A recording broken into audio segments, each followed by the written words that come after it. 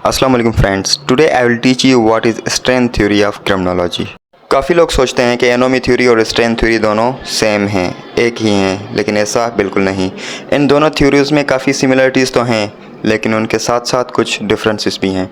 तो इस वीडियो में मैं आपको complete detail of strength theory बताऊंगा और उसके साथ साथ ये भी बताऊंगा कि एनोमी थ्योरी और स्ट्रेंथ थ्योरी में क्या डिफरेंस है। तो वीडियो स्टार्ट होने से पहले मैं आपको रिक्वेस्ट करूंगा कि अगर आप नए हैं मेरे चैनल पे then please do not forget to subscribe, ताकि मेरी हर आने वाली वीडियो की नोटिफिकेशन आपको मिलती रहे। पहले बात कर लेते हैं उसके इंट्रोडक्शन की। फ्रेंड्स, हर इंसान अपनी ज़िंदगी में एक कामयाब इंसान बनना चाहता है। हर इंसान एक ज़िंदगी में तरक्की करना चाहता है। वो कहता है कि मेरे पास अच्छी इनकम हो, अच्छा घर हो, अच्छी गाड़ी हो, ताकि वो सोसाइटी में रेपुटेशन गेन कर सके और एक बेहतर ज़िंदगी गुजार सके। बट अनफॉर्चुनेटली उसकी जो डिज़ायर्स होती हैं, उसके जो गोल्स होते हैं, वो डिपेंड करते हैं उसकी इकोनॉमिकल स्ट्रेंथ पर। लेट्स सपोज एक बंदा है जिसका बैकग्राउंड बहुत ही अच्छा है, तो जाहिर सी बात है उसको अपने डिज़ायर्स को पूरा करने में ज़्यादा मसला नहीं होगा। और दूसरी तरफ एक बंदा है जिसका बैकग्राउंड इतना स्टेबल नहीं है, तो जाहिर सी बात है उसको अपनी डिज़ायर्स को पूरा करने के लिए थोड़ा चैलेंजेस तो फेस करने पड़ेंगे। फ़र्ज़ करें एक बंदा है जो अपने गोल्स को, अपने डिज़ायर्स को अचीव करने की कोशिश कर रहा होता है, लेकिन जब उसके सारे अटैम्प्ट्स नाकाम हो जाते हैं, पूरी तरह से फ्लॉप हो जाते हैं, उसके बाद जो उसके अंदर एक एनर्जी क्रिएट होगी, उस एनर्जी को हम कहेंगे फ्रस्ट्रेशन। उसके बाद वो इस सोच में पड़ जाता है कि क्या करूं, कैसे करूं, and that is the sign of strain. और इस टाइप की सिचुएशन में लोग एंटी सोशल बिहेवियर्स को भी अडॉप्ट करना शुरू कर देते हैं अपने डिज़ायर्स को पूरा करने के लिए, अपने गोल्स को पूरा करने के लिए, क्योंकि वो सोचते हैं कि वो अब लीगल तरीके से कुछ भी हासिल नहीं कर सकते।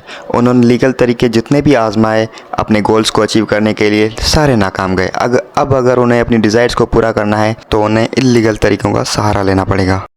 Okay, now let's discuss the background of strength theory.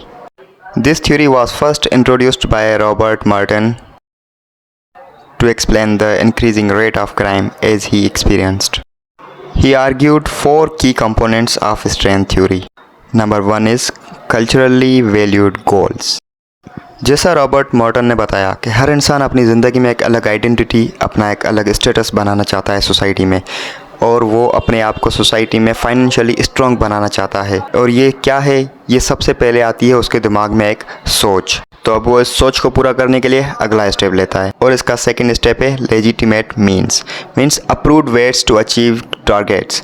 मतलब वो अपने टारगेट्स को अचीव करने के लिए मुख्तलिफ ज़रिए ढूंढता रहता है, मुख्तलिफ तरीके का ढूंढता रहता है, such as getting education and doing hard work. अब अगर इन सब चीज़ों से उनको सक्सेस मिल जाती है, दैट्स ग्रेट। लेकिन अगर किसी भी तरह से उसकी वो सारी कोशिशें नाकाम जाती है, उसकी प्लानिंग फ्लॉप जाती है, उसके बाद जो उसके अंदर एक एनर्जी क्रिएट होती है, that is the third step, strain.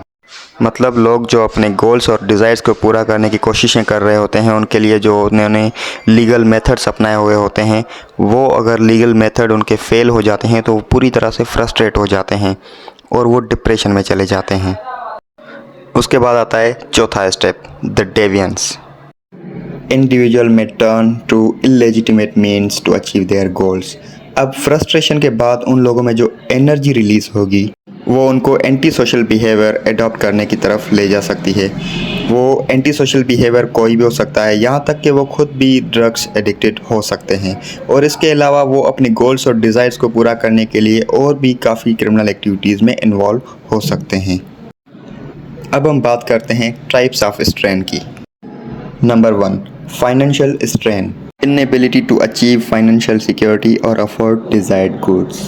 Friends, अब ये तो कॉमन सेंस की बात है। एक बंदा है जिसके पास लेक ऑफ रिसोर्सेज हों और फाइनेंशियल कंडीशन लो हो, तो डेफिनेटली वो बंदा डिप्रेशन का ही शिकार होगा। नंबर 2 पे आता है educational strain, difficulty in achieving academic success और accessing the quality of education. Friends, अब ये कॉमन सेंस की बात है, क्योंकि देखा जाए तो हर क्लास में हर स्टूडेंट डिलीजेंस या एक्टिव नहीं होता। कुछ स्टूडेंट्स लेज़ी भी होते हैं और कुछ स्टूडेंट्स के पास लेक ऑफ रिसोर्सेज भी होते हैं, जो ना तो कोई ट्यूशन ले पाते हैं और ना ही वो प्रॉपर एजुकेशन गेन कर पाते हैं। इसीलिए उनके एग्ज़ाम्स में नंबर भी बिल्कुल कम आते हैं। वो परेशान रहते हैं इस बात में कि अब कैसे एग्ज़ाम में अच्छे नंबर्स ले आएँ। तो ऐसे स्टूडेंट्स हमेशा इस परेशानी में रहते हैं कि एग्ज़ाम में अच्छे नंबर्स कैसे ले आएँ।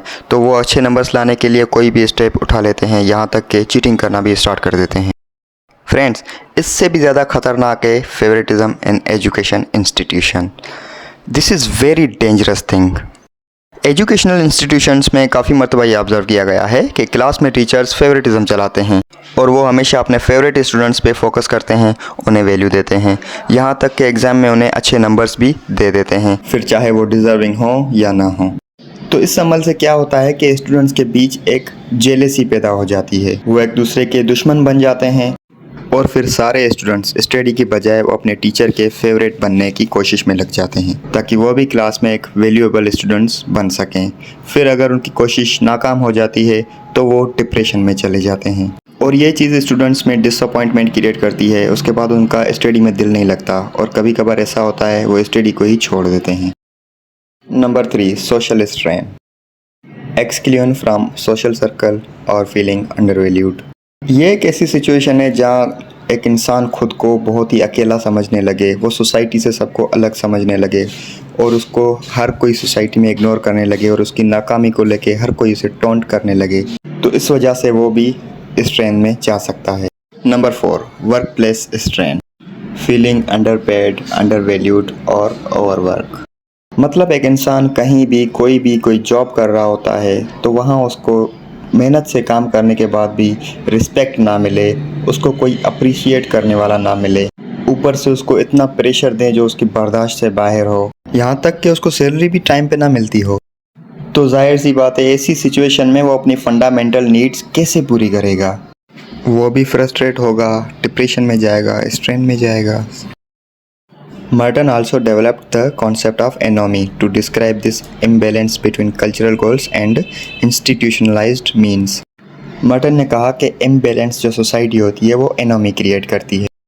There is a strain or tension between goals and means which produces unsatisfied aspirations. Friends, this is how strain theory helps us to understand that how and why individuals may engage in deviant or criminal behavior. और इस theory का मकसद ये हरगिज़ नहीं है कि criminal action को जस्टिफाई करना या उसको माफ़ करना, but it highlights the importance of addressing the social and economical inequalities to reduce strain and promote positive opportunities to for all individuals. इसके अलावा हम बात कर लेते हैं कि स्ट्रेन थ्योरी और एनोमी थ्योरी में क्या डिफरेंस है। Friends, anomie theory focuses on societal norms and values, जबकि strain theory focuses on individuals level strain and frustration. Anomie theory tells us that crime occurs when there is confliction or lack of understanding, and strength theory tells us that crime occurs when individuals are unable to achieve their goals through legitimate means. Friends, these are some basic differences between anomie theory and strain theory. They both theories are based on the concept of deviancy. लेकिन इनमें ये कुछ basic differences हैं और मैं उम्मीद करता हूँ आप लोग समझ गए होंगे। तो दोस्तों, मिलते हैं अगली वीडियो में एक नए टॉपिक के साथ। Thank you very much.